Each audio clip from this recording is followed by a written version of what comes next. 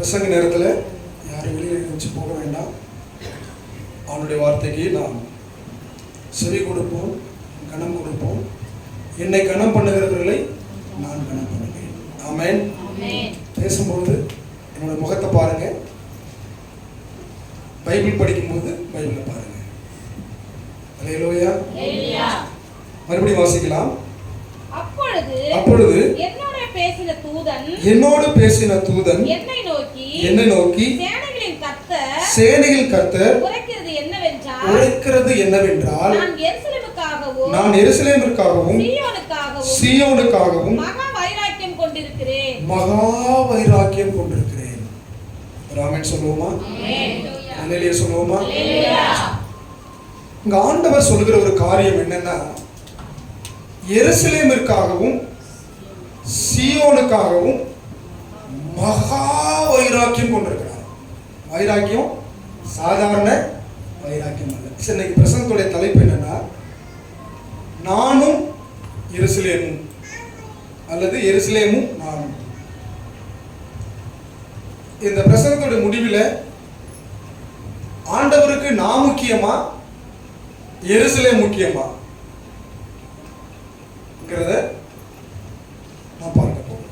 இங்க ஆண்டவர் சொல்றாரு, எருசலேமிற்காக நான் மகா வைராக்கியம் கொண்டிருக்கிறேன். எருசலேம்ங்கிறது என்ன அப்படின்னா, ஒரு நகரம், ஒரு பட்டினம். இது எங்க இருக்கு? இஸ்ரேல்ல. உலக மேப் இருக்குல்ல, உலகம் இருக்குல்ல, அதுல சென்டர் பாயிண்ட் ஒரு இடத்த தொட்டீங்கன்னா அதுதான் எருசலேம். ஆமென் சொல்லுங்க. இப்ப நம்ம சர்ச் இருக்கு, இதுக்கு ஒரு சென்டர் பாயிண்ட் வைக்க முடியுமா? என்ன செய்யலாம்? ஒரு சென்டர் பாயிண்ட் என்ன செய்யலாம்? இங்க இருந்து ஒரு 6 அடி பிடிச்சி, அங்க இருந்து ஒரு 6 அடி பிடிச்சி, இல்ல இங்க இருந்து ஒரு 10 அடி பிடிச்சி, அங்க இருந்து ஒரு 10 அடி பிடிச்சிங்கன்னா அந்த சென்டர் பாயிண்ட் என்ன செய்யலாம்? கொண்டு வந்து நிறுத்திடலாம். அது போல உலகத்திற்கு சென்டர் பாயிண்ட் எது? எருசலேம். ஆமென் சொல்லுங்க. அல்லேலூயா. சரி, இந்த எருசலேமை குறித்து நாம் இன்றைக்கு விலாவரியாக பார்க்க போகிறோம். அதற்கப்புறம் நம்மளை குறித்து பார்க்க போகிறோம். பாடல் சொல்றாரு, இந்த எருசலேமிற்காக நான் மகா வைராக்கியம் கொண்டிருக்கிறேன். ஏன் இந்த எருசலேமுக்காக அவர் அவ்வளவு வைராக்கியம் வச்சிருக்கிறார் அப்படின்னா, இந்த எருசலேம் என்கிற பெயர் பூலோகத்தில் உள்ள பெயர் இல்ல. என்ன பேர் இல்லது? அது எங்க உள்ள பேர் அப்படின்னா, பரலோகத்தில் உள்ள பெயர். ஆமென் சொல்லுவாங்க. அல்லேலூயா. நாம் வாசிக்கலாம், ஒரு வசனத்தை வாசிக்கலாம். வாசிக்கும் பொழுது புரிந்துடும். கலாத்தியர் 4வது அதிகாரம்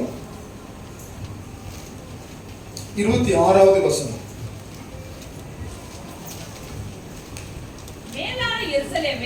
மேலான எருசலேமோ சுயாதீனம் உள்ளவள், அவளே நம் எல்லாருக்கும் தாயானவள்.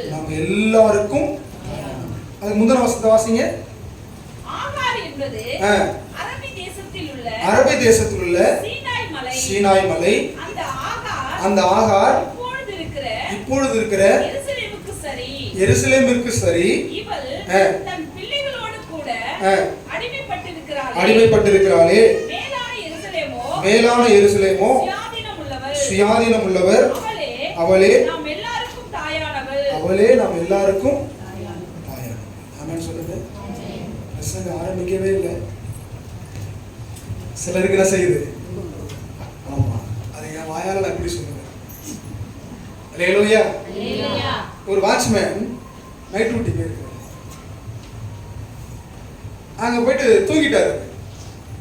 தூங்கினோடனே அந்த கம்பெனியுடைய மேனேஜர் நேராக வந்து பார்த்துருக்கிறாரு, தூங்கிட்டு இருந்திருக்கிறாரு. டார்ச் லைட் அடிச்சு மூஞ்சி அடிச்சிருக்காரு. உடனே அப்படியே முடிச்சுக்கிட்டு திரும்ப டியூட்டி பார்த்துருக்காரு. அடுத்த நாள் அவருக்கு மெமோ வருது. என்ன மெமோ? அவர் டியூட்டி நேரத்தில் செஞ்சுட்டாரு, தூங்கி விட்டா, அதனால வேலையை விட்டு நீங்க நின்று விடுங்கள். உடனே அவர் பதில் எழுதுறாரு, நான் வேலை நேரத்தில் என் கர்த்தரை நோக்கி பிரார்த்தனை செய்வேன். அப்படி நான் பிரார்த்தனை செய்யும் பொழுது திடீரென்று ஒளி என் மேல் அடித்தது. நான் கண்ணை திறந்து பார்த்தேன். இயேசுவானவரே வந்திருந்தது போல் நம்முடைய மேனேஜர் வந்திருந்தார்.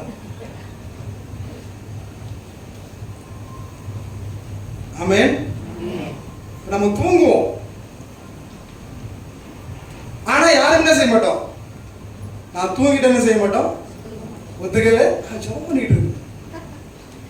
நான் வசனத்தை கேட்டுட்டு தான் இருந்தேன். அல்லேலூயா.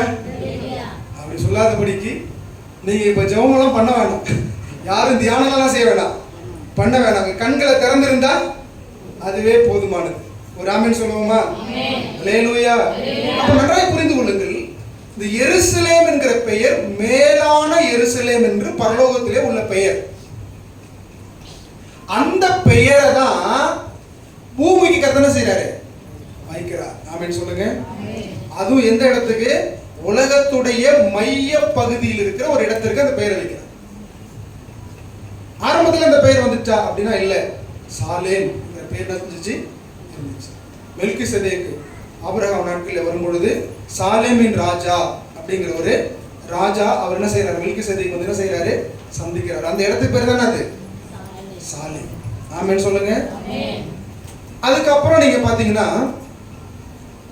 ஆபிரகாம் தன் மகனை பலி செலுத்துவதற்காக எங்க போறார்? மோரியா தேசத்திற்கு போகிறார். மோரியா தேசத்திற்கு போகும்பொழுது அங்கே சில சம்பவம் நடக்கிறது. பிள்ளை கேட்கிறான், எல்லாம் இருக்குது, என்ன இல்லை? ஆட்டுக்குட்டி இல்லை. அப்ப என்ன சொல்றாரு? கர்த்தர் பார்த்து கொள்வார். அதுக்கு என்ன சொல்றாங்க? யெகோவா ஈரே. ஆமென் சொல்லுங்க. அது எபிரேயத்துல யெகோவா ஈரே. அந்த ஈரேங்கிற வார்த்தையும் சாலேம்ங்கிற வார்த்தையும் சேர்ந்துதான் எருசலேமாக உருவெடுக்கிறது. ஆமென் சொல்லுங்க. ஜாம சொல்லுங்க. அல்லேலூயா. இந்த எருசலேமின் மீது தேவன் ஒரு மிகப்பெரிய திட்டத்தை வச்சிருக்கிறார். அல்லேலூயா. இப்போ ஒண்ணு இல்ல, என் பேரை இன்னொருத்தருக்கு வச்சிருந்தா, உங்க பேர் என்னது? பாண்டியராஜா. என் பேர் பாண்டியராஜ் தான் அப்படின்னு அவங்க பார்க்கும்போது என்ன செய்யும்? ஒரு சந்தோஷம் என்ன செய்யும்? ஆமென் சொல்லுங்க. ஜாம சொல்லுங்க. அல்லேலூயா. இன்னொரு காரியம், நம்ம என்ன ஊருக்கு போனாலும் நம்ம சொந்த ஊருக்கு வந்தா என்ன இருக்கும்? மிகப்பெரிய என்ன ஊருக்கு போனாலும் நம்ம பூவத்துல வந்து என்ன செஞ்சிடணும்? ஒரு கிளாஸ் தண்ணி என்ன செஞ்சிடணும்? குடிச்சிடணும். ஆமென் சொல்லுங்க. அல்லேலூயா. பழமொழிலாம் இருக்கு, 1000 தான் ஆனாலும் மாயாவரம் போல வருமா? அப்ப அந்த ஊர்ல ஒண்ணுமே இல்லையா? இவங்க பழகிட்டாங்க. ஆமென். சொர்க்கமே என்றாலும் நம்ம ஊரை போலாகுமா அப்படின்னு நிறைய பழமொழிகள்லாம் செய்கிறது. அப்போ தேவன் தன்னுடைய பரலோகத்தில் இருக்கிற பெயரை இந்த பூலோகத்துல வைக்கிறாருன்னா அந்த தேசத்தின் மீது மிகப்பெரிய ஒரு நோக்கம் அங்கே இருக்கிறது. ஆமென் சொல்லுங்க. ஜாம சொல்லுங்க. அல்லேலூயா. அதை படைக்கும் பொழுது இதுல பெரிய தேவாலயம் எழும்ப போகிறது. உலகத்தில் இருக்கிற ஜனங்கள் எல்லாம் அங்க வந்து என்ன செய்ய போறாங்க? ஆராதிக்க போறாங்க. என்னுடைய ஒரே பேரான நேசகுமாரன் இந்த பூமியில வந்து எருசலேமில் என்ன செய்ய போறாரு? அவர் ரத்தம் சிந்த போகிறார். இப்படி பல திட்டம் எருசலேம் மேல என்ன செய்கிறது? ஆமென் சொல்லுங்க. ஜாம சொல்லுங்க. அல்லேலூயா. அல்லேலூயா. அப்ப தேவன் செய்யும் பொழுது, ஒவ்வொரு காரியமும் செய்யும் பொழுது அந்த எருசலேம் மேல தேவனுடைய திட்டம் இருக்கு. இப்ப இன்னொன்னு சொன்னா நல்லா புரியும். இப்ப இந்த இடத்துல நம்ம சர்ச்சுக்கு இடம் வாங்கி சர்ச்சு கட்டிடுறோம். ஒரு 20 வருஷத்துக்கு முன்னாடி இந்த இடம் எப்படி இருந்திருக்கும்? வயலா இருந்திருக்கும், ஆடு மாடு மேய்ச்சிருக்கும், எல்லாம் இருந்திருக்கும். ஆனா இந்த இடத்து மேல தேவனுடைய கண்களை செஞ்சுட்டு இருக்கோம், இருந்துகிட்டே இருந்திருக்கும். ஆமென் சொல்லுங்க. நமக்கு தெரியாது. அல்லேலூயா. ஒரு வேளை இங்க தண்ணிலாம் நிற்கும் பொழுது நம்ம வந்து நண்டு பிடிச்சிருக்கலாம், நத்தை பிடிச்சிருக்கலாம். அப்பதான் தெரியுமா நமக்கு இங்க ஒரு தேவாலயம் அமைய போகிறதுங்கிறது நமக்கு என்ன செய்யாது? தெரியாது. ஆனா கர்த்தருடைய பார்வையில இங்க ஒரு நாள் தேவாலயம் அமையும். எத்தனை பேர் வருவாங்க அப்படின்னு தேவனுடைய கண்கள் செஞ்சிருக்கு. இந்த இடத்த நோக்கிக்கிட்டே இருந்திருக்கும். அல்லேலூயா சொல்லுங்க. ஜாம சொல்லுங்க. அல்லேலூயா. இதே போலதான் எருசலேமின் மேல கர்த்தருடைய கண்கள் செய்து நோக்கமா. இன்னைக்கு பாத்தீங்கன்னா உலகத்துல எல்லா சண்டைக்கும் காரணம் என்னன்னா எருசலேமா தான் இருக்கும். அந்த தேசத்தை யாரு பிடிக்கிறது? இன்னைக்கு கூட இந்த நம்ம இடத்துல உட்கார்ந்து இருக்கிறோம், இந்த நேரத்துல கூட என்ன செய்யுது? பாலஸ்தீனாவுக்கும் எருசலேமுக்கு என்ன செய்யுது? போர் என்ன செஞ்சுட்டு இருக்குது? நடந்துட்டு. அல்லேலூயா. ஆனா அந்த இடம் வந்து ஒரு பெரிய ஒரு ஆசீர்வாதமான இடம் இல்ல, ஒரு மலைதான். ஆனா அந்த மலை மேல தேவ ஆசீர்வாதம் இருக்கிறதுனால உலகமே அந்த எருசலேமிற்காக என்ன செஞ்சுட்டு இருக்கு? போராடி கொண்டிருக்கிறது. கர்த்தர் சொல்கிறார், நான் எருசலேமிற்காக மகா வைராக்கியமா இருக்கிறேன். ஆமென் சொல்லுங்க. இதை புரிந்தால்தான் ஆண்டவர் நம்ம வச்சிருக்கிற அந்த அன்பு அதிகமா புரியும். எருசலேமை புரிந்தால்தான் ஆண்டவர் என்ன எருசலேமை காட்டிலும் என்ன எப்படி நேசிக்கிறாருங்கிறது புரியும். ஆமென் சொல்லுங்க. அல்லேலூயா. ஜாம சொல்லுங்க. அல்லேலூயா. ஓரளவுக்கு எருசலேமை குறித்து உங்களுக்கு தெரிஞ்சிருக்கும் நினைக்கிறேன். நிறைய காரியங்கள் இருக்கிறது, ஓரளவுக்கு நான் சொல்லி இருக்கிறேன். அப்போ எருசலேமின் மீது தேவனுடைய கண்கள் இருக்கிறது, தேவனுடைய வைராக்கியம் என்ன செய்கிறது? இருக்கிறது. ஆமென் சொல்லுங்க. அல்லேலூயா. ஜாம சொல்லுங்க. அல்லேலூயா. சரி, இன்னொரு வசனத்தை வாசிச்சா நமக்கு புரியும். சங்கீதங்கள் புஸ்தகம் 125வது சங்கீதம் 2வது வசனம்.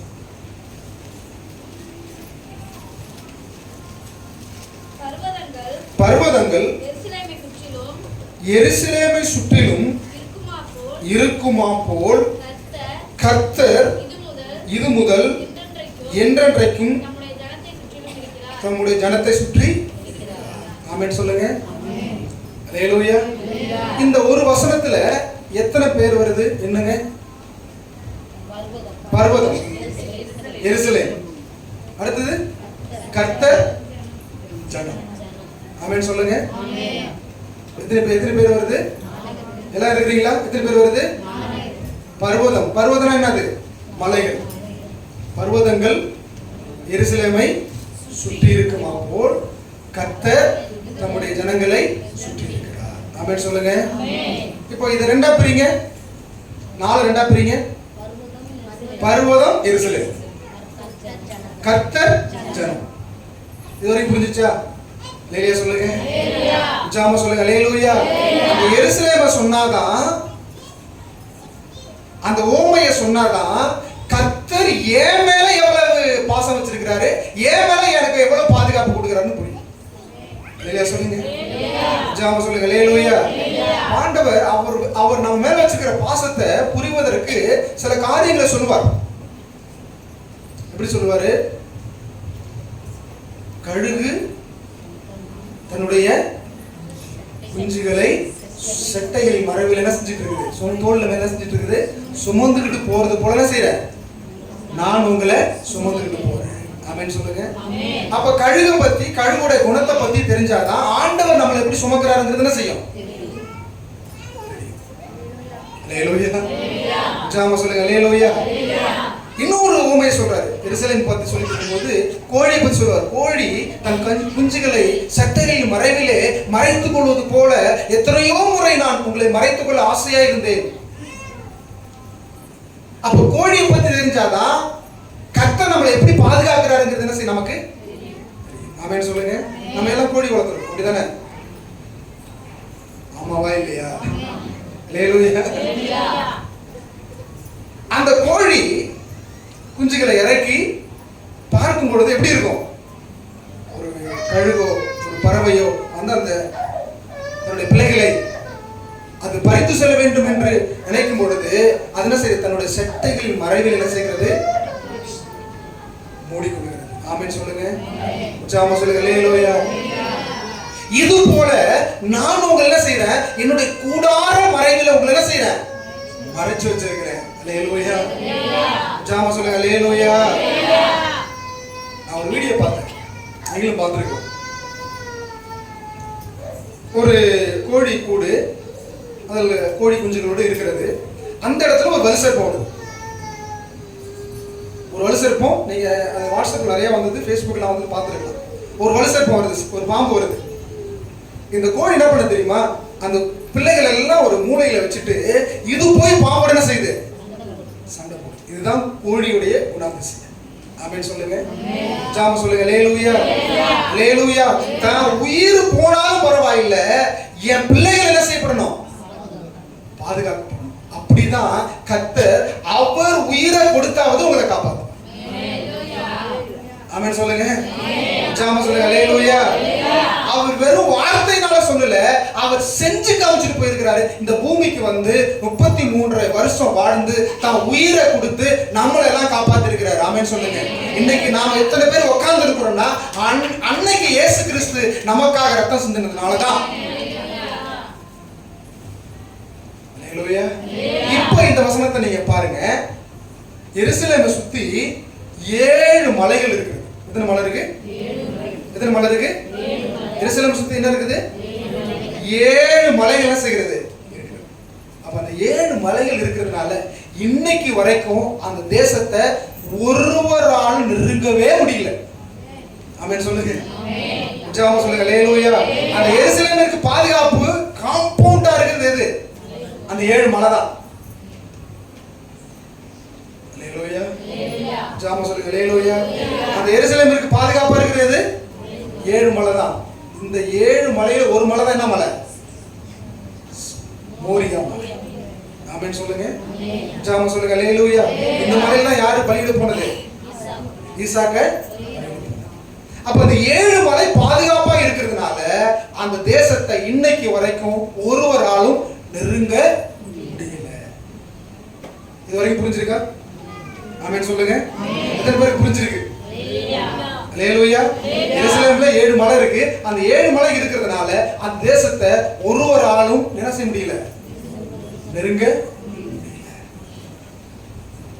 இரண்டாவது பகுதி, இரண்டாவது பகுதி வாசிங்க.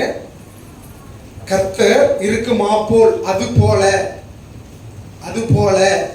அந்த 7 மலைகளை 7 மலைகள் எருசலேமை சூழ்ந்திருக்கிறது போல. முக்கியமான பகுதி, கர்த்தர் இது முதல் என்றென்றைக்கும். ஆமென் சொல்லுங்க. சாம சொல்லுங்க. அல்லேலூயா. இது முதல் என்றென்றைக்கும். எது முதல்? நீங்க என்னைக்கு இயேசுதான் உண்மையான தெய்வம், அவர்தான் என்னை படைச்சவரு, அவர்தான் சிருஷ்டிகர்த்தர், அவர்தான் எனக்கு மரித்தார், அவர்தான் என்னை பாதுகாக்கிறார், அவர்தான் என்னை சீக்கிரமாக வந்து அழைத்து கொண்டு போகிறார், அவர்தான் எனக்காக பரலோகத்துல ஒரு இடத்தை கட்டி கொண்டிருக்கிறார், அவரே தேவன், அவரை இல்லாமல் வேறு ஒருவர் இல்லை என்று என்னைக்கு நீங்கள் விசுவாசித்தீர்களோ அது முதற் கொண்டு. ஆமென். அல்லேலூயா. ஆமென் சொல்லுவோம். அல்லேலூயா. அது முதற்கொண்டு என்றென்றைக்கும் தம்முடைய ஜனத்தை சுற்றிலும் இருக்கிறார். கரங்களை எப்படி? அந்த எருசலேமை மலைகள் சூழ்ந்திருக்கிறது போல, 7 மலைகள் சூழ்ந்திருக்கிறது போல கர்த்தர் என்ன பண்றாரா, நம்மளை சுத்தி இருக்கிறார். அல்லேலூயா சொல்லுங்க. முற்புறத்திலும் பிற்புறத்திலும் எல்லா திசைகளிலும் நம்மளை வேலியிலிருந்து பாதுகாக்கிறார். ஆமென் சொல்லுங்க. உள்ள கைகள் என்ன செய்யற, நம்மளை வரைந்து வைத்திருக்கிறார். உன்னை தொடுகிறவன் என் கண்ணின் கருவிழியை தொடுகிறான் என்று கர்த்தர் சொல்லுங்க. அல்லேலூயா. தாயானவள் தன் பாலகனை மறப்பாளோ? அவள் கூட ஒரு வேளை மறந்து போகலாம். நான் உன்னை என்ன செய்கிறது இல்லை, மறப்பது இல்லை. அப்போ கர்த்தர் என்ன செய்யறாரு, நம்மளை சுற்றி இருக்கிறார். இன்னொரு வேத பகுதி சொல்கிறது, சுத்தி இருக்கிறார்ல, அவர் என்ன செய்யறாரு, கர்த்தர் சுத்தி வேலை அடிச்சிருக்கிறார், சுத்தி இருக்கிறார், முன்னாடி இருக்கிறார், பின்னாடி இருக்கிறார், இந்த பக்கம் இருக்கிறார், அந்த பக்கம் இருக்கிறார். ஆமென் சொல்லுங்க. எல்லா பக்கம் அடைச்சிட்டாரு. மேலே இருந்து சத்துரு நம்மளை தாக்கி விடக்கூடாதுன்னு சொல்லி என்ன பண்றாரா, பறந்து காக்கிற பட்சியை போல. அல்லேலூயா. ஆண்டவரே, பறந்து காக்கிற பட்சியை போல மேலிருந்து நமக்கு ஆபத்து வந்துடக்கூடாது என்று சொல்லி என்ன செய்யறார் ஆண்டவர்? அல்லேலூயா. ஜாம சொல்லுங்க. அல்லேலூயா. கர்த்தரை அல்லாமல் ஒரு அணுவும் நம்மை தொட முடியாது. ஆச்சரியம். பாட்டு பண்ணல, ஆச்சரியமானவரே. உண்மையாகவே ஆச்சரியவங்க. நமக்கு தெரிந்திருக்கிற வேத பகுதி தான். நம்ம தலையில் உள்ள முடிகள் எல்லாம் அவர் எண்ணி வச்சிருக்கிறார். இப்படி ஒரு செக்யூரிட்டி இந்த உலகத்தில் நமக்கு இருக்குதா?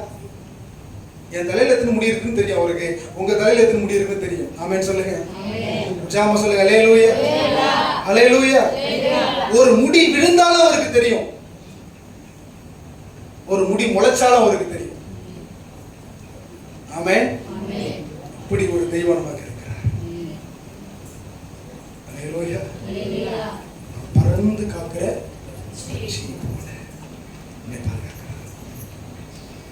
அப்போ எருசலேமிற்காக மகா வைராக்கியம் கொண்டிருப்பது உண்மையானால் எனக்காக அவர் வைராக்கியம் கொண்டிருப்பது அதிக நிச்சயம்.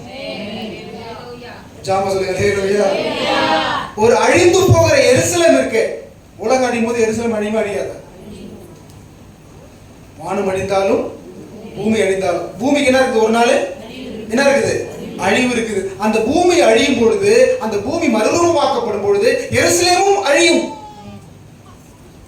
ஆனா உங்களுக்கும் எனக்கும் மரித்தாலும் நம்ம பிடிக்கும். அல்லேலூயா சொல்லுங்க, ஜாம சொல்லுங்க. அல்லேலூயா. என்னை விசுவாசிக்கிறவன் மரித்தாலும் பிழைப்பான். அப்படியானால் அந்த எருசலேமை விட நாங்களே ஏற்பட்டுருவோம். அந்த எருசலேமை விட நான் விலையேறப்பட்டுவேன். அந்த அழிந்து போகிற அந்த எருசலேம் இருக்க தேவன் மகா வைராக்கியம் வைத்திருப்பாரானால் எனக்காக வைப்பது அதிக நிச்சயம். அதனாலதான் பூமியோட மைய பகுதியில வந்து எருசலேமுக்காக ரத்தம் சிந்தல. அவரு எருசலேமுக்காக ரத்தம் சிந்தினாரு, நமக்காக. ஆமென் சொல்லுங்க, ஜாம சொல்லுங்க. அல்லேலூயா. அழிந்து போகிற எருசலேமுக்காக அவர் ரத்தம் சிந்தல, அழிவில்லாத இருக்கிற நமக்காக எடுத்துக்கிறார். அவரு ரத்தம் சிந்திருக்கிறார். ஆமென் சொல்லுங்க, ஜாம சொல்லுங்க. அல்லேலூயா, அல்லேலூயா. அப்போ நாம் அவருடைய பார்வையில் எவ்வளவு விலையேறப்பட்டவர் என்பதை நாம் அறிய வேண்டும்.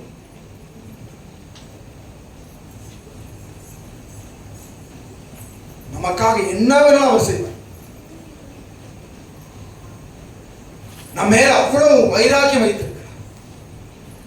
என்னன்னா நாம அவரை புரிந்து கொள்ளவில்லை. நம்ம என்ன செய்யணும்? ஆண்டவரே, என் மேல இவ்வளவு வைராக்கியம் வச்சிருக்கீங்களா? நீங்க என் மேல இவ்வளவு பாசம் வச்சிருக்கீங்களா? என்ன குறித்து இவ்வளவு திட்டம் வச்சிருக்கீங்களா? நான் இன்னும் உண்மை அறியணும் ஆண்டவரே, இன்னும் கிட்டி சேரணும் ஆண்டவரே. அல்லேலூயா, ஜாம சொல்லுங்க. அல்லேலூயா. இன்னும் நான் உண்மை அறியணும் ஆண்டவரே. ஒவ்வொரு நாளும் நீங்க ஆண்டவரோட நெருங்குறீங்களா? நேற்றை விட இன்றைக்கு அவரோட நெருங்கி இருக்கிறீர்களா, தூரமாக இருக்கிறீர்களா?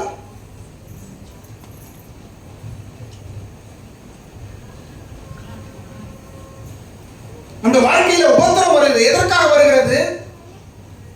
உங்க பிள்ளைகளை நீங்கள் அடிக்கிறீர்கள். எதற்காக அடிக்கிறீர்கள்? வீட்டை விட்டு ஓட வேண்டும் என்பதற்காக அடிக்கிறீர்கள்? இல்லை. எதற்காக அடிக்கிறீர்கள்? எதற்காக அடிக்கிறீங்க உங்க பிள்ளைய? நான் நினைக்கிறத அவன் செய்யணும். ஆமென் சொல்லுங்க, உற்சாகமா சொல்லுங்க. அல்லேலூயா. ஆண்டவர் சில நேரங்களில் நம்முடைய வாழ்க்கையிலும் சில சோதனைகளை கொடுக்கிறார், சில அடிகளை கொடுக்கிறார். எதற்காக? என்ன? நீங்க அவரை விட்டு தூரம் போக வேண்டும் என்பதற்காக அல்ல.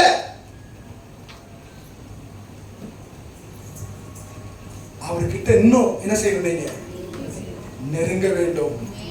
அல்லேலூயா. அப்ப உங்க வாழ்க்கையில உபத்திரவத்தை யார் கொடுக்கிறார்? கர்த்தர் கொடுக்கிறார். கர்த்தருடைய கரம் உங்களை அடிக்கிறது.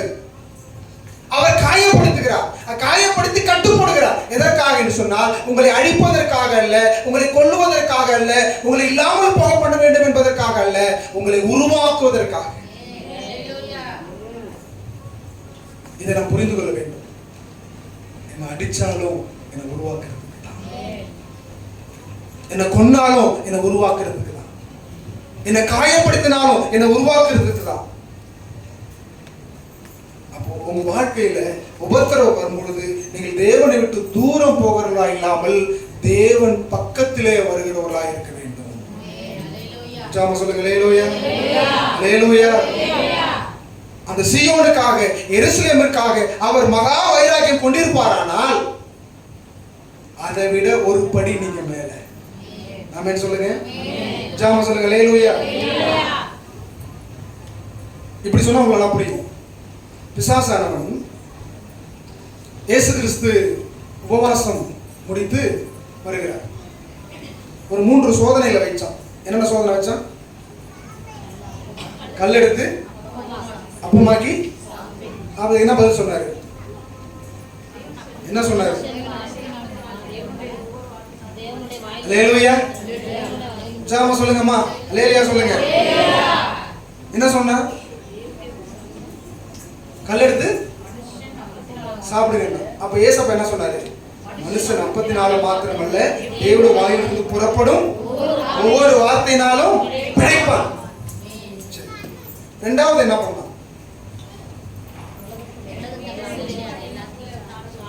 தேவாலயத்தின் உப்பரியில போய் நின்று கீழே குதி, தேவதூதர்கள் அதுக்கு என்ன சொன்னார்? தேவனாய கர்த்தரை பரீட்சை ஆராய்ந்து. இன்னொன்னு பண்ணணும், உலகத்திலேயே உயர்ந்த மலையில கொண்டு வச்சு இதெல்லாம் சுத்தி பாரு, இதெல்லாம் உனக்கு கொடுத்துறேன். இந்த உலகத்தை ரட்சிக்கதானே நீ வந்திருக்க. அல்லேலூயா சொல்லுங்க. எல்லாம் புரிந்து கொண்டாதான் புரியும் உங்களுக்கு. இந்த உலகத்தை ரட்சிக்கதானே நீ வந்திருக்கிற. இந்த உலகத்தை எடுத்துக்க. ஆனா உன்னை என்ன செய்ய? என்ன தாழ விழுந்து. அப்ப கர்த்தர் சொல்றாரு, நான் உலகத்தை ரட்சிக்க வரல, உலகத்தில் உள்ளவர்களை ரட்சிக்க வந்திருக்கிறேன். ஆமென் சொல்லுங்க அல்லேலூயா, அல்லேலூயா. நான் எருசலேமை காப்பாற்ற வரல, எருசலேமாய் வாழ்கிறார்களே அவர்களை காப்பாற்ற வந்திருக்கிறேன். நீங்க தாங்க அவருக்கு மேலான எருசலேம். நீங்க தான் அவருக்கு ஆலயம். நீங்கள் தான் அவருக்கு முக்கியம். ஒரு கையில எருசலேமையும் ஒரு கையில உங்களையும் ஆண்டவருக்கு நேரா நீட்டுனா எதை எடுத்துப்பாரு ஆண்டவர்? எதை எடுத்துப்பாரு? அல்லேலூயா சொல்லுங்க, ஜாம சொல்லுங்க. ஆனா வேதம் சொல்கிறது, எருசலேமிற்காக நான் மகா வைராக்கியம் கொண்டிருந்தேன், சீயோனுக்காக நான் மகா வைராக்கியம் கொண்டிருந்தேன். எதற்காக அப்படி சொல்லியிருந்தாருன்னா, அப்படி நான் கொண்டிருந்தாலும் உங்களை தான் நான் தெரிந்து கொள்வேன். உங்களை எவ்வளவு நான் நேசிக்கிறேன் என்பதை காண்பிப்பதற்காகவே இதை எழுதி வச்சிருக்கிறேன். அல்லேலூயா, ஜாம சொல்லுங்க அல்லேலூயா.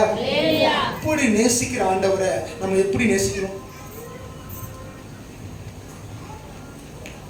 சில நேரங்களில நமக்கு பிள்ளை சாப்பாடு போடாது. என்ன செய்யாது? சாப்பாடு போடாது. கணவன் சாப்பாடு போட மாட்டான், மனைவி சாப்பாடு போட மாட்டா. இதெல்லாம் எதற்காக நம்ம வாழ்க்கையில கர்த்தர் அனுமதிக்கிறாருன்னா, இந்த உலகத்துல எந்த உறவும் நிரந்தரமான உறவு இல்ல, கர்த்தர் தான் நிரந்தரமான உறவு. எத்தனை பேர் விசுவாசிக்கிறீங்க? அல்லேலூயா சொல்லுங்க. உங்களுக்கு ஒரு வாய்ப்பை கர்த்தர் ஏற்படுத்தி கொடுக்கிறார். இந்த உலகத்துல பிள்ளை, குட்டி, சொந்த பந்தம், ஜனம் எதுவுமே நிரந்தரம் இல்ல. யார் தான் நிரந்தரம்?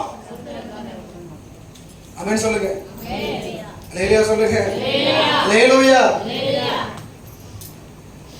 அதை கர்த்தர் நிரூபிக்கிறார். அப்படி நேசிக்கிற ஆண்டவரை நம்ம எப்படி நேசிக்கணும்? அல்லேலூயா, ஜாம சொல்லுங்க அல்லேலூயா. அதே எருசலேமில், அதே உலகத்தின் மையப்பகுதியில உங்களுக்காகவும் எனக்காகவும் அந்த எருசலேமின் வீதிகளிலே அவர் ரத்தம் சிந்தினார். அவர் உடம்பு ஏறு ஓட்டுகிற நிலம் போல காணப்பட்டது. அவருக்கு உருவமே இல்லை, அழகும் இல்லை, சௌந்தரியம் இல்லை, அந்த கேடடைந்தார். நாம் அவரை விட்டு நம்முடைய முகங்களை திருப்பிக் கொண்டோம். இது புரியுமா? எப்படி ரோட்ல போறீங்க,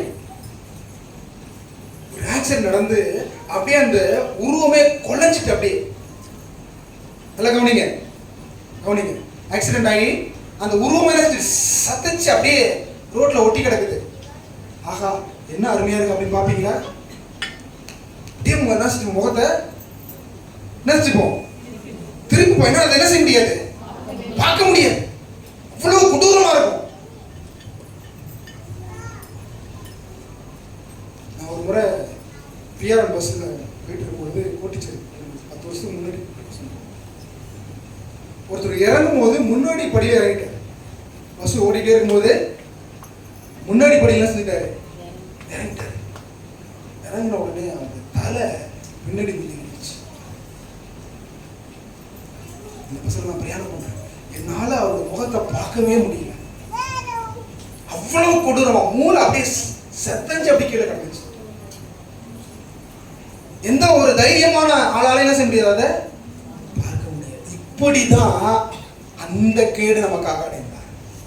எங்க எருசலேமின் வீதிகளிலே, பிலாத்தின் அரண்மனையிலே, கொல்கதா மலையிலே அவர் உங்களுக்காகவும் எனக்காகவும் அந்த கேடு அடைந்தார். நம்முடைய முகங்களை அவரை விட்டு திருப்பிக் கொண்டார்.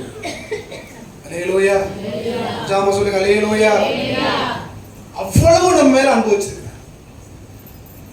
உயிரையே கொடுத்து நம்மள என்ன செய்யறாரு, காப்பாற்றி இருக்கிறார். ஆமென் சொல்லுவோமா? ஜாம சொல்லுவோமா அல்லேலூயா. அந்த ரத்தத்தையும் அந்த மாம்சத்தையும் தான் கொஞ்ச நேரத்தில் நம்ம என்ன செய்வோம், அல்லேலூயா. ஜாம சொல்லுங்க அல்லேலூயா. அந்த ரத்தமும் அந்த மாம்சமும் நமக்குள்ளே போகும் பொழுது நம்முடைய வாழ்க்கையில ஒரு மறுரூபம் உண்டாக வேண்டும். எப்படி மறுரூபம் உண்டாகணும், அவரை போலவே. ஜாம சொல்லுங்க அல்லேலூயா. ஜாம சொல்லுங்க அல்லேலூயா. எப்படி மாறணும், நம்ம உம்மோடு இருக்கணுமே, உங்க கூட பேசணும், உங்க கூட நடக்கணும், உம்மை போல மாறணும். ஆமென் சொல்லுங்க. ஜாம சொல்லுங்க அல்லேலூயா. வாழ்க்கையில் அவ்வளவு நன்மைகளை அவர் செஞ்சிருக்காரு. அப்படி நம்ம கண்கள் ஆண்டவர் மேல சொல்லுங்க. அவர் நம்ம வாழ்க்கையில் அவ்வளவு நன்மைகளை செஞ்சிருக்காரு.